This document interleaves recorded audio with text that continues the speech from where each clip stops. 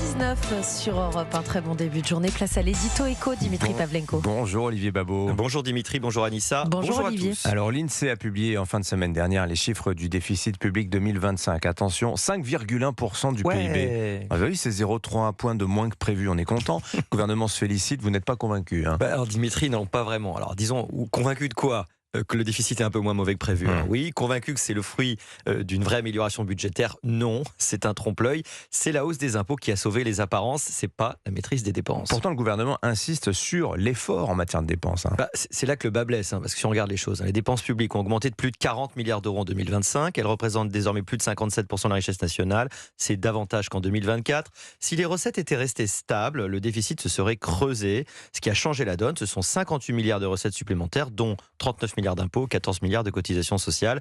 Le taux de prélèvement obligatoire bondit de 42,8 à 43,6% du PIB. Nous sommes au 3e rang mondial des pays les plus taxés après la Finlande et l'Autriche. Voilà la fameuse méthode qui paye. Et ça, vous dites que c'est un problème. Oui, parce qu'il faut le répéter inlassablement. Cette pression fiscale n'est pas sans conséquence. Il est vraiment paradoxal de la présenter comme la solution alors qu'elle fait partie du problème. Elle pèse sur les marges des entreprises, freine l'investissement, décourage l'initiative. Pendant ce temps, la croissance française peine à dépasser 0,7%. On colmate le déficit en serrant les vis, mais ce sont les vis qui tiennent la machine. À force de les serrer, on finit par tout bloquer. Et je ne parle même pas de la surtaxe sur les grandes entreprises, 7,5 milliards, qui est censée être temporaire. Quand elle disparaîtra, il faudra bien trouver autre chose. Quoi ? D'autres impôts. On tourne en rond. Alors certains évoquent déjà une cagnotte avec ce déficit moins élevé que prévu. Une cagnotte. La cagnotte, ça c'est le comble. Et je veux rendre vraiment hommage au gouvernement qui refuse ce mot.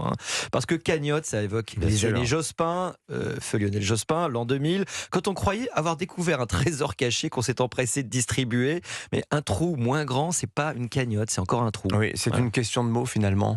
Oui, parce que en France, plus que jamais, mais les mots sont déjà des interprétations qui elles-mêmes indiquent des programmes. Nous souffrons des mots dont nous décrivons notre fonctionnement, car ils nous enferment. Donc en France, une baisse d'impôt s'appelle une dépense fiscale. En France, on prétend baisser les dépenses, mais on ne fait que raboter des niches, c'est-à-dire en fait augmenter les impôts. Et un trou moins grand devient une cagnotte. Et la vérité des mots, la voici. La vraie rigueur, c'est dépenser moins. La pression fiscale, c'est prendre plus. Ce ne sont pas les mêmes choses. Les confondre, c'est se condamner à ne jamais s'en sortir. L'édito éco sur Europe 1, Olivier Babot, signature. Merci beaucoup Olivier, bonne journée à vous.